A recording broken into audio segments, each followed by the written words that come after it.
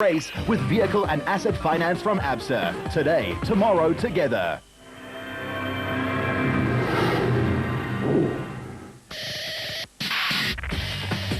It was all to drive for in one category and done and dusted in another. And all of it added to the excitement of the 8th and final event of the ABSA off-road season, the Ford Carnival City 400 in Brakpan.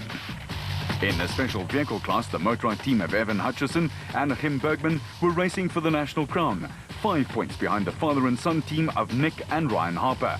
And in the production car class, the Nissan Navara of Duncan Foss and Ralph Pitchford was steered to the national crown in the previous event, the Toyota Dealer 400 in Mpumalanga. No less than 76 entrants made their way to the gambling mecca of the East Rand just outside Brakpan, which has a reputation for always delivering a watery race, as this event has proved to be a rainmaker of note.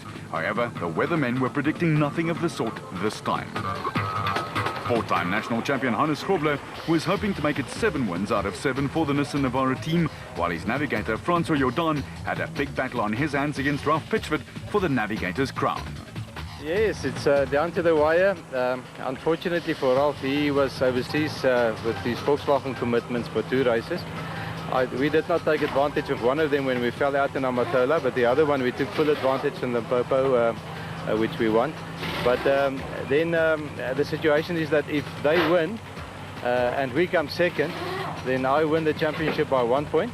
If they come second and we come fourth, then we tie, but then I win on most wins. So it's a very interesting situation. I hope the drivers also understand it. So Francois knew where the battle lines were drawn. For Toyota's Marc Ronier, the battle was lost twice within sight of the line, and probable victory too. Well, that's going to be on the cards, definitely. I mean, I'd really love to give Toyota the result they deserve, but unfortunately, you know, the year's been tough, and it's just gone sort of pear-shaped in the last couple of races. But I'm really hoping that it's going to come to our way now, and our luck's going to change. What will your tactics be for the race?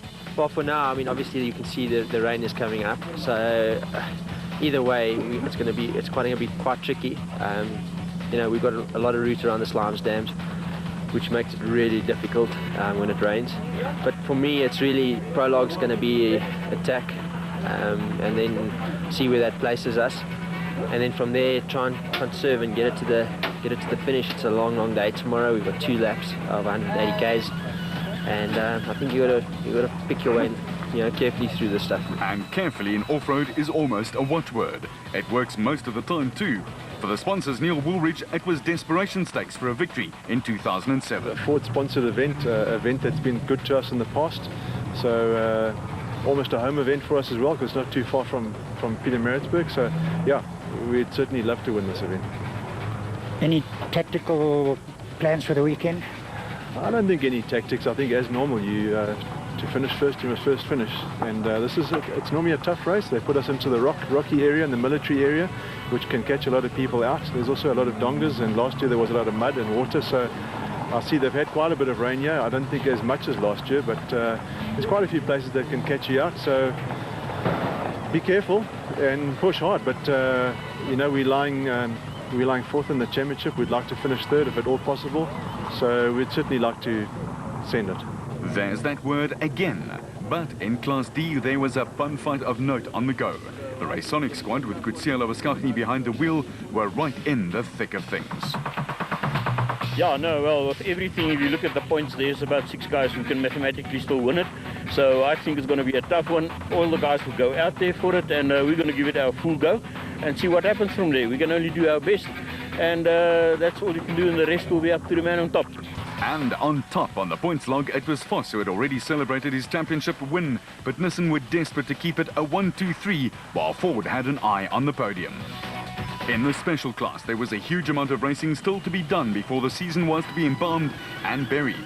For the Harpers, there was a consistent year, but now it had come down to this: 1 race, 400 Ks, and all to play for. Yeah, look, it makes it exciting. We're looking forward to this one, and that's what makes racing so great and makes the Class A, the special vehicle class, competitive.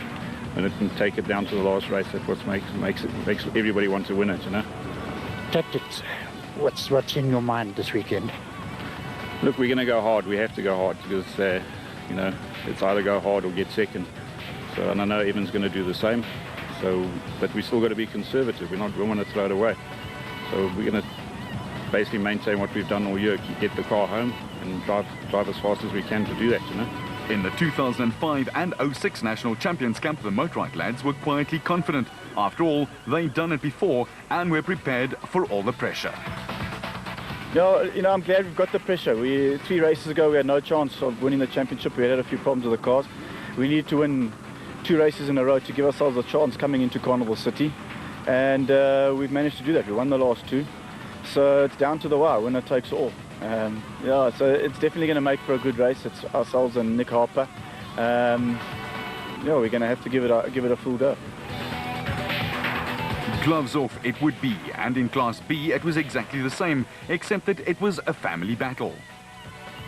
Yeah, well, there's a point to prove, and it's going to be a wet weekend, so it's gonna go fast, muddy, dangerous.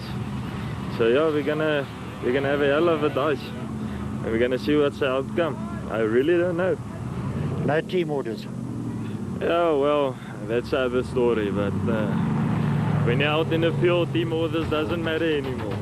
In other words, man the posts full speed ahead and the rest be damned. Just those 5 points separated the Harpers from the Motorride crew, while Cox and Testege were just too far back to threaten, seeing that a win is worth 25 points. In the prologue, which is run to decide the starting positions for the race.